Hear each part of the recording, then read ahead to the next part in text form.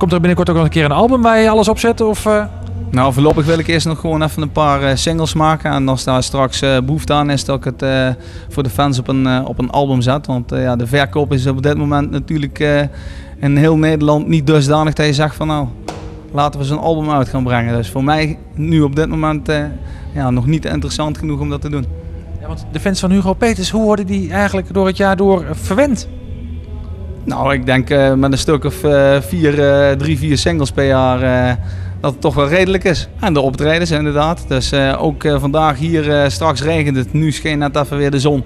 Waren er toch verschillende mensen gekomen voor me. En dat doet je toch goed, dat is toch leuk.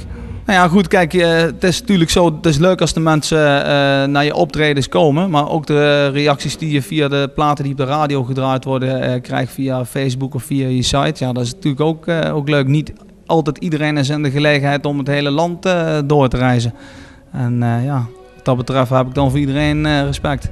Buiten dat ik mijn eigen nummers zing als ze me boeken voor een avond filmprogramma, kan bij wijze van spreken ook. En dan pakken we er wat covers bij en dan maken we er gewoon een gezellig feest van. Moet je luisteren, ik doe graag mijn eigen nummers natuurlijk, maar nee, er draait heel veel. Ik bedoel, straks was toevallig Wimmy er met de ring, zeg maar.